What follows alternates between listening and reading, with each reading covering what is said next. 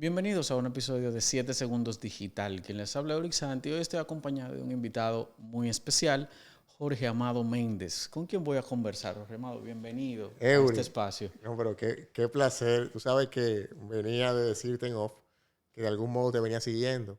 Y cuando uno se lanza al ruedo por primera vez y uno no es una figura pública de tiempo, ¿no? Sino que uno es nuevo en esto, que va a los medios y conoce en persona a las personas que hacen opinión. No te dejo que uno siente un poco de... Uno se sonroja un poco y dice, wow, que un poco aquello del sueño hecho realidad, que es poder compartir con gente que hacen opinión y que llegan a los hogares de una manera tan descomunal después de la pandemia inclusive. Así, Con mucho gusto. honrado de esas palabras, Jorge. Y nada, como dicen por ahí, vamos al grano. ¿Quién es Jorge Amado? Porque hemos visto a Jorge Amado viral en algunos cortos y demás, pero ¿quién es Jorge Amado? ¿De dónde sale Jorge Amado?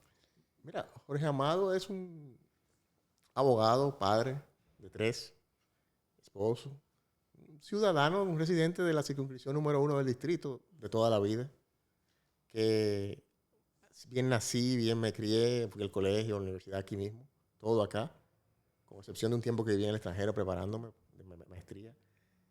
Un ciudadano que se pasó los últimos 25 años de su vida básicamente trabajado, inmerso en su oficina, en sus iniciativas privadas.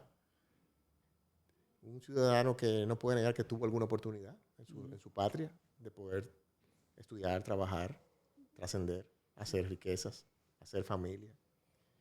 Y un ciudadano que a pesar de estar en el confort del sector privado, le llegó el momento de ir al ruedo, de pensar que todos los dominicanos de buena voluntad en algún momento tienen que devolver a la patria un poco de lo que han recibido. Siempre pienso en Juan Pablo Duarte, cómo salió al extranjero a prepararse, y allá notó una serie de anhelos y de deficiencias de la sociedad que él conocía y cómo volvió a su patria y dejó todo de lado y nos dio este país tan hermoso. Entonces yo creo que a todos, Eury, que en algún momento de la vida nos llama la patria, nos llama el deseo de participar. Y bueno, y aquí es Jorge Amado, un hombre común. Un hombre común. Hombre común. Fíjate que se dice mucho que la gente seria no hace política. De que, no, toda persona que se mete a hacer política o se corrompe o lo corrompen.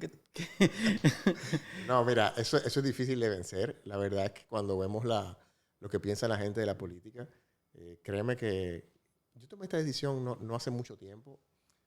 Y te lo voy a decir con fechas. Mira, el plazo para cierre de inscripción de precandidaturas en el PRM fue el 2 de julio, hace como un mes y una semana. Y yo tomé mi decisión unos 4 o 5 días antes del plazo. Yo no tenía una idea perseguida de ser legislador, sino que cuando notaba un poco lo que se estaba presentando en las inscripciones, observé que un diputado que es mi amigo y de algún modo es un poco más joven que yo, pero es una persona madura, creo, para su edad, que es Orlando Jorge Villegas, diputado por esta circunscripción número 1. Una persona que yo, amistad que heredé de su padre, paz descanse, Orlando Jorge Mera, un amigo, un mentor de vida para mí. Yo notaba que él no iba a repetir como diputado.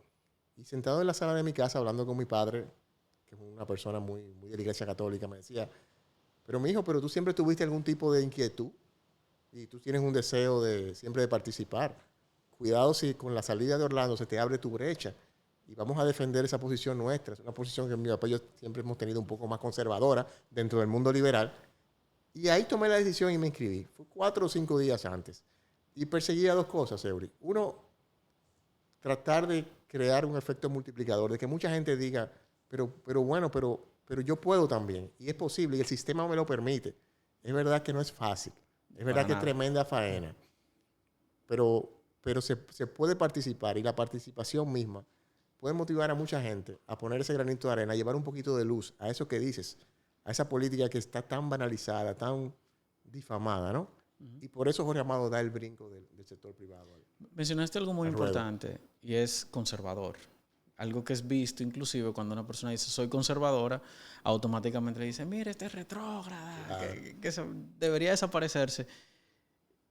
Tu postura conservadora, ¿hasta qué punto la piensas llevar como legislador, claro, asumiendo que ganaste? Claro, mira, a veces yo utilizo mucho el término tradicional,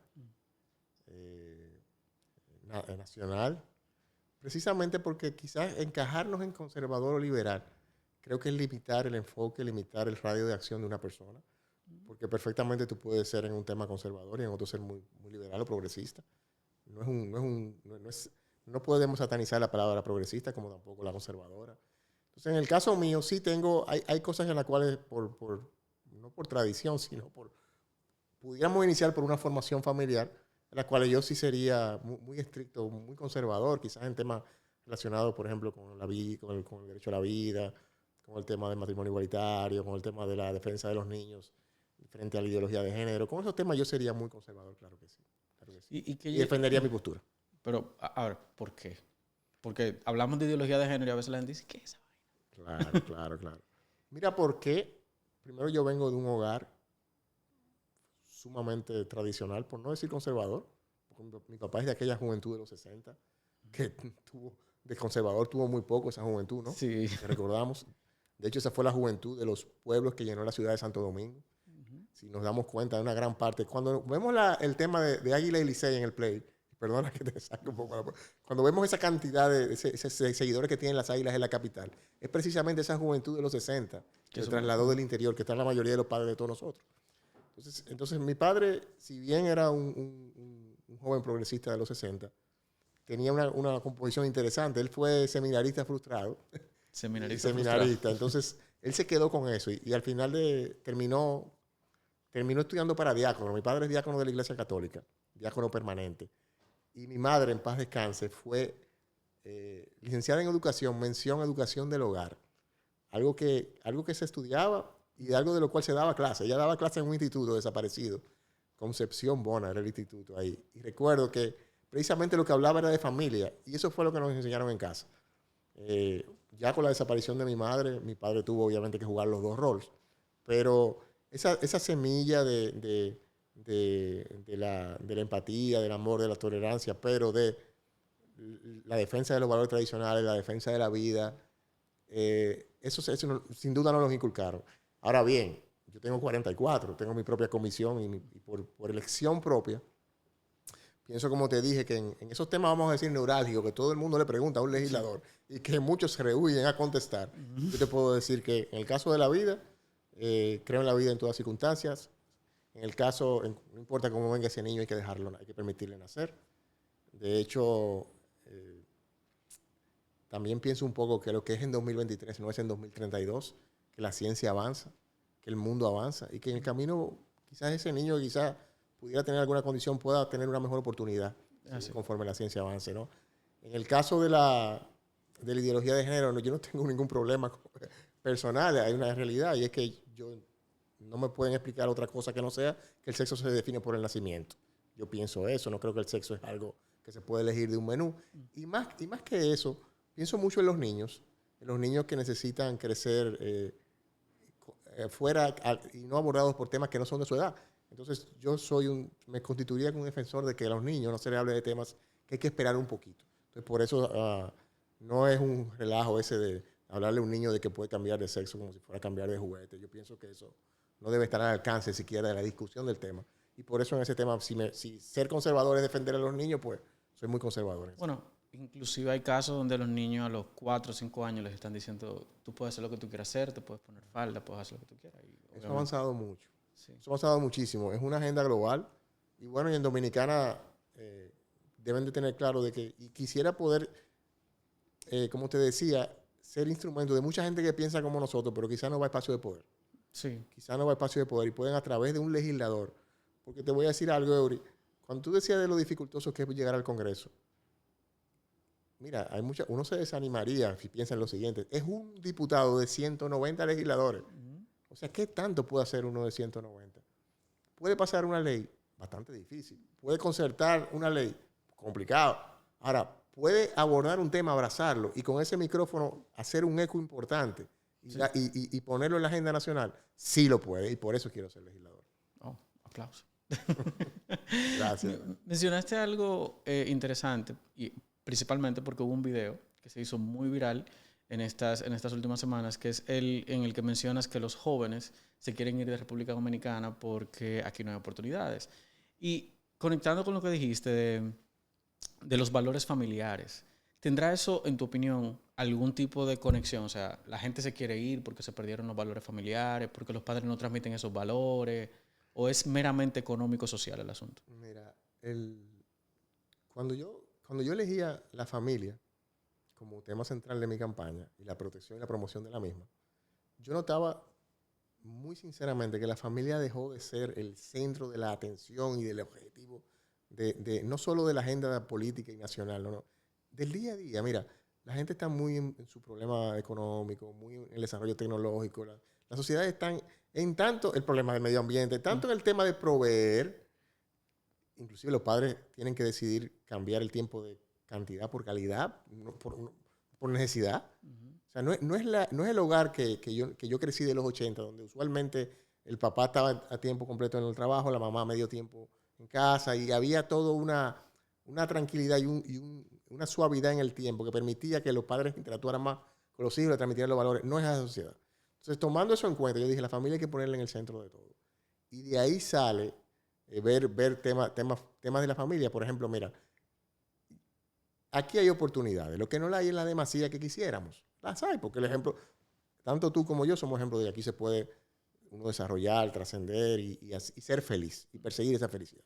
Ahora bien, nos pasa mucho, y yo me noto en la juventud, inclusive en los compañeritos de mis hijos y en mis sobrinos y en los hijos de mis amigos. Yo noto que estamos criando de una manera que los jóvenes entienden que se pueden preparar aquí, pueden vivir acá, pero una vez tengan la preparación adecuada, sus sueños se tienen que poder explotar en el extranjero. Porque quizás explotarlo en Dominicana es muy difícil. Aquello de conseguir un empleo bien pago, porque la economía de nosotros no es tan fuerte como una de un país asiático o Europa. Entonces, cuando hacen esa inversión en educación, que es muy costosa, y regresan a Dominicana, hablo de una educación ya continuada, de maestrías en el extranjero, y llegan a Dominicana y notan la inversión que han hecho versus el empleo que consiguen, muchas veces se desilusionan y se quieren ir al extranjero. A eso yo me refería. No creo que sea la totalidad, pero una parte sí. Porque la economía nuestra no produce los empleos de calidad que quisieran ese público. Entonces, a esa gente hay que devolverle la esperanza. Mira, ¿por qué? Porque de algún modo también hay que entender algo. La economía nuestra pudiera dejar de ser competitiva en función de los salarios más altos. No, hay todo el tema de los salarios, son muchas las variables que inciden en el mismo. Está el tema de la competitividad económica, la inversión extranjera, está el tema también de qué tipo de industrias tenemos acá. Pueden producirse empleos bien pagos en una industria de confección de software, sí, pero pueden una de ensamble de pantalones, quizás no. Entonces, es todo un tema. Y yo le decía, yo hablándolo con mi hijo, porque eso que tú dices me salió de la... Yo tomé ese tema así y lo quise hablar mucho, porque me inquieta, porque hablando con mi hijo de 10 años, cuando yo tomaba la decisión, que ni sabe bien lo que es el Congreso ni los diputados, pero estaba ahí en la conversación con mi padre, con el que te conté. El hijo mío me decía, papi, yo voy a ser actor. Y yo, ay, madre mía. No, pero fenómeno. Por suerte no dijo TikTok. No, pero fenómeno. No, hubo una época que me decía youtuber chiquitico, pero ya eso varió. Pero me dijo, yo quiero ser actor. Y tú ya consciente que yo tengo que vivir fuera para ser actor. Y yo le digo, ¿cómo así? Pues creando la inquietud para que me dijera. ¿Cómo así? Y me dice, sí, papi, porque recuérdate que eso no se estudia aquí. Yo le dije, ¿tú no sabes? Aquí hay universidades buenas, le pongo el tema. Y él me dijo, bueno, pero está bien, pero me tengo que ir como quiera a Estados Unidos. Y yo, ¿por qué? Porque Hollywood está allá y allá que se puede triunfar. Y ahí me desmontó ahí. Entonces ahí me ponía a pensar, es que se va creando. Si bien quizás había algo de noble en lo que él decía y de niñez, en el sentido de que Hollywood es verdad que está en Estados Unidos, como quizás en París se puede estudiar moda o en Nueva York. Pero si había algo de eso, también me ponía a pensar, es que perfectamente el extranjero debe de ser la meta para prepararse, para estudiar. Y bueno, y el mundo está globalizado. Tú no puedes restringir a que los niños se vayan luego, o los adultos. En cierto nivel. Y no puedes, lo contrario, de algún modo lo debes incentivar. Pero creo que nunca puede ser en contra del desarrollo de la patria. Entonces yo creo que aquí hay que crear, la medida de las posibilidades, que vivir en Dominicana sea rentable y de aquí se pueda hacer exitoso. Que podamos ser hub de todo, no solo logístico, como habla un amigo que dirige las aduanas, no, de todo. Aquí se puede ser plataforma dominicana, ya sea porque somos una isla con una temperatura bellísima en el Caribe, ya sea por la geografía que tenemos, ya sea por la calidez de los dominicanos, ya sea por la infraestructura de comunicaciones o telecomunicaciones que tengamos. Dominicana tiene aquí, óyeme, yo recuerdo siempre cuando era jovencito que iba a La Terrena, muchísimos franceses viven ahí, felices de la vida. Sí. Y yo viví en Francia y a mí me encantó Francia. Y uno le pasa por la mente, wow, primera sociedad. Y esos franceses viven felices aquí. Algunos ya en edad más de retiro, otros más jóvenes, que les gusta la vida más wild, más salvaje. Sí. ¿Verdad? Entonces, la Dominicana tiene que poder ser un lugar para ser feliz. Tiene que poderlo ser. No es fácil, pero yo te voy a decir una cosa, el modelo viene de arriba. Si creamos una política decente, donde los empleadores y los empleados noten que el modelo, como el modelo viene de arriba, que el Estado se gobierna de manera honesta, transparente, quizás a los empleadores podemos mandarle un mensaje de que más allá del cierre fiscal 31 de diciembre de 2023, hay un país por construir, que no sean tan cortoplacistas y que miren más a mediano plazo. Y ya con una visión así, una confianza así, de su clase política y directiva, ¿no? Los empleadores pudieran decir, concha, le vamos a crear condiciones aquí para que la gente, vamos a apostar a República Dominicana. No, mencionas el empleador. Ese es otro tema. Otro mundo. Porque siempre dicen que la culpa de la falta de desarrollo es porque el empleador no deja pasar. Pero también cuando una persona dice, ok, yo quiero emprender, también tiene un ahorque con los impuestos. Claro. Que, aunque no es el eje central de tu campaña, ¿cuál es tu postura respecto a lo que tiene que ver con tributos o impuestos? Lo primero es que mucho o poco debiera ser bien administrado en todas las sociedades. Bien administrado y la falta, ya sea de no pago, de evasión, o ya sea de mala administración de los recursos, debe de ser algo sobre el cual caiga todo el peso de la ley. De que una persona que juegue con eso está jugando con el futuro de todos nosotros, de nuestros hijos. Eso debe de ser algo. Siempre pienso cuando Al Capone y el tema de los impuestos, siempre recuerdo eso. Y le cayó el peso de la ley al Capone, así debiera de pasar con el que juega con los impuestos de la gente. Bueno, aunque a él le cayó el peso de la ley fue por lo que le estaba haciendo, que en ese momento era ilegal. Claro que sí. Entonces, lo que te diría es, yo creo como empresario, que lo he sido, yo creo que debería ser más fácil pagar impuestos. Yo encuentro que aquí es un poco complicado. Un poco complicado. Eso es lo primero. Entonces, como debiera ser más fácil, debería también quizás ver la posibilidad de que no fuera tan universal, sino que dependiendo de la actividad o durante una etapa cuando estás emprendiendo y ya estás más asentado, se pudiera variar el régimen. Es muy difícil. Aquello también de crear tasas distintas es muy difícil porque parece que tramitarlo, gerenciar impuestos con diferentes tasas, el mismo. Hablo, por ejemplo, de un ITBI diferenciado, por ejemplo, o un impuesto para la renta diferenciado. Es muy difícil de gestionar, parece. Pero pudiera ser, ¿por qué no? Yo creo que la gente, al final del día con los impuestos pasa mucho esto. Y es que si tú recibes seguridad, calles limpias y de algún modo que tus empleados puedan, hay muchas cosas que tú te las subsidias tú mismo, que tú pides una educación diferente, te complementas tú mismo. Entonces, fuera de eso, pero tú puedes, por ejemplo, saber que recibes del Estado una serie de comodidades o de servicios. Yo creo que primero que la gente estaría motivada más a pagar. Ahora bien, los impuestos, que es poco popular lo que voy a decir. Adelante. Los impuestos aquí hay que revisarlos. El problema es que revisar los impuestos es algo que se ha postergado mucho. Yo creo que es algo que debe tener más de 1992 20. fue el último. Correcto. El último código. Y no hay forma ¿cómo te digo? No hay forma de avanzar en ese tema si no es ya asumiendo su discusión real de qué impuestos queremos tener. Porque es que la discusión casi siempre se tiene en base a yo quiero cargar más impuestos, no en base a vamos a distribuir de una manera más plana estos impuestos. Claro, pero esa es la discusión que hay que promover. Y yo, de mi punto de vista, que he sido empresario, que te puedo decir que es tan difícil poder tener armonía en el pago de los impuestos. Yo creo que ese puede ser el brinco que dimos porque hay que entender algo también. En los 90 que dijiste, se creó el Código Tributario, el Código Laboral. También. Si en ese momento fue el presidente Balaguer, si el presidente Balaguer no hace así, crea el consenso adecuado, impone esa medida, quizás todo este desarrollo que hemos vivido los últimos 90, 20 años, 25 años, quizás, no más, 30 años. Son casi 30 quizás años. Estos 30 años de desarrollo económico, que ha sido mucho, no se hubiesen podido sostener. Entonces, así mismo yo creo que hay que agarrar ahora y replantearnos la sociedad que queremos lograr, los impuestos que debemos tener, los incentivos que debemos tener, Claro. cómo estamos fiscalizando tanto los impuestos como los incentivos y tomar la decisión adecuada. Y yo te voy a decir una cosa, al final del día pudiera ser impopular en el momento, pero una vez el país funciona y la economía y se hace más fácil hacer negocio y la gente comienza a ver el crecimiento y ese crecimiento a brindar riqueza y mejores salarios, como veníamos a hablar de ahora, para que los muchachos no se nos vayan a vivir para España, para Canadá. Yo creo que al final del día esa medida termina siendo popular, pero evidentemente no es fácil gestionar el momento. No, es que aparte nosotros tenemos una larga historia de resistencia. Desde Balaguer con los parques, con la 27 de febrero, hasta el código, hasta Lionel con el metro. Y todavía hoy en día se ven planificaciones que tienen su nivel de resistencia porque a veces, yo opino, que se perdió mucho el liderazgo.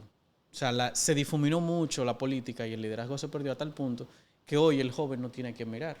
¿Sería Jorge Amado alguien a quien los jóvenes pueden mirar como un tipo de inspiración? Mira, tú sabes que el otro día me preguntaban algo como que el después de legislador y eso. Y yo, déjame ganar la candidatura para poder ser candidato y en mayo ser electo. Mira, es que yo creo que no hacemos menos ruido, pero hay más gente que la que uno se imagina queriendo hacer esto bien. Y los hay en el gobierno actual, los hay en la oposición, los hay en el empresariado, los hay en las iglesias, los hay en las asociaciones sin fines de lucro, los hay en los sindicatos. Hay muchísima gente. Aquí lo que se necesita es, quizás, de algún modo, que dejemos de... Voy a hablar del ámbito político, que fue el que me preguntaste. Que dejemos un poco la demagogia y la politiquería de lado y pensemos más en el bien común. A mí me preguntaban el otro día que qué yo haría con iniciativas que vengan de la bancada contraria a mi partido. Y yo no, pero si son buenas, yo me constituiría en el garante de convencer a los de mi partido para que apoyen las iniciativas buenas. Entonces, yo creo que el tema, un problema grande que tiene el que está en el momento en el poder, es que para tomar una decisión no encuentra esa empatía en la oposición. Eso es complicado, conseguir el consenso. Sí, ¿no? Es difícil. Pero también, a veces es más fácil optar por mover un tema, o sea, postergar una decisión y maniobrar para sobrevivir. Parece que es más fácil, o sea, desde el punto de vista del votante, inclusive. Del votante, ¿no? Y de la estabilidad, la paz social. La paz social, porque, por ejemplo, en el momento, yo recuerdo mucho, yo conozco al presidente actual, Abinader. Yo lo apoyé para que ganara, porque aunque soy nuevo en el tema de una candidatura, yo estaba obligado a lo que fue el PRD y lo que es el PRM, y aportando de manera técnica, financiera, y toda mi vida me la he pasado en eso. Por eso conozco un poco cómo funciona ese mundo, aunque no he sido funcionario ni lo soy. Y el presidente Abinader, yo sé, a mí me consta que tenía una serie de ideas, a pesar de su inexperiencia pública, porque no había sido funcionario tampoco, igual que yo, por cierto. Él tenía y cuando llega el tema de llegar al gobierno y de tomar el gobierno, fue en un contexto que tuvo que cambiar todo, que cambiar la agenda de todo. El COVID estaba arrasando cuando llegó Abinader al gobierno.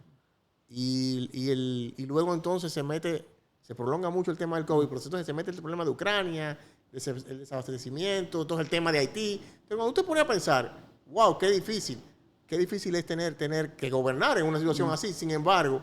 Y con una oposición experimentada. Con una oposición experimentada que debiera de ser más fácil, porque la oposición viene de ayer de gobernar, de ayer y perfectamente puede decir, señores, te dejé eso para avanzar. Déjame decirte, te voy a poner un ejemplo de algo que yo creo que funcionó. La oposición dejó lista, no lista funciona en funcionamiento, pero vamos a decir la ley, la Dirección General de Alianza Público-Privada. Sí, la ley la pasó la oposición actual.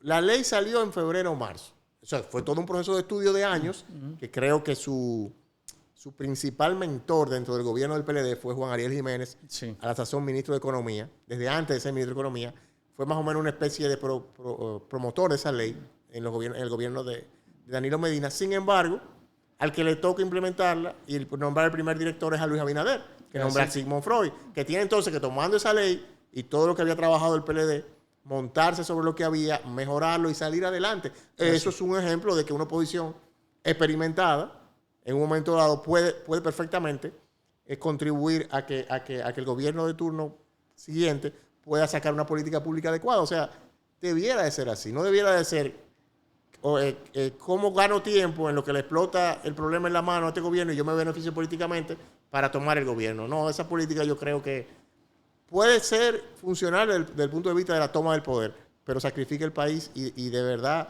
y manda un mensaje de desesperanza en los ciudadanos increíble. Es que de pronto nosotros a veces no pensamos en el país, más en mi partido y en mi beneficio.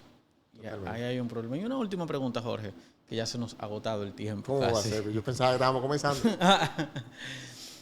En caso de Jorge Amado no pasar en las aspiraciones que tiene, ¿volvería en el futuro? ¿Continuaría incidiendo política y públicamente en los temas que le arraigan o le motivan? Mira, esa pregunta es muy personal. La verdad es que yo tenía alguna llama en mí de toda la vida de pasar de ser colaborador a actor. Y aproveché este proceso que brinda el Partido Revolucionario Moderno, que a través de unas encuestas que deberán estar ocurriendo en esta misma semana, en la circunscripción número 1 del Distrito Nacional, ellos van a escoger los candidatos a diputados. Primera vez en la historia que se eligen por encuestas validadas por ley. Eso no había ocurrido. Es un ensayo. Y bueno, y yo cuando notaba eso dije, bueno, esta es la oportunidad de alguien como Jorge Amado. ¿Por qué? Porque el PRM normalmente tiene un padrón cerrado de militantes. Entonces, cuando una encuesta a toda la ciudadanía de la circunscripción número 1 es lo más parecido a unas primarias abiertas. Porque van a ir a los hogares a hablarles de los precandidatos. Y yo, en el momento que estoy ahora mismo es en la definición de si seré candidato. Pienso que lo seré. Pienso que ya siendo candidato, que para mí creo que es el proceso más difícil. Porque creo que puedo unir muchas voluntades en la circunscripción número 1 que me permitirán ser electo con una alta votación. Aquí hay mucha gente que sigue el mensaje de la familia, que sigue el mensaje de la decencia y que está entusiasmado con lo que vengo haciendo. Yo creo que puedo ser diputado una vez sea candidato. Ahora bien, si lo logro o no, yo creo que es una decisión a futuro, Eury, sinceramente. Sí. Porque es que es mucho el esfuerzo. Y la verdad te tengo que decir, todos tenemos que devolver algo a la patria, pero yo tengo 3 hijos también. Claro. Tengo una empresa y habría que ver. En su momento tomaría una decisión al respecto. Y de verdad, muchísimas gracias. Gracias a ti, Jorge, por acompañarnos y ya saben, suscribirse y darle me gusta y comentar y compartir. Nos vemos en la próxima. Viejo. Gracias.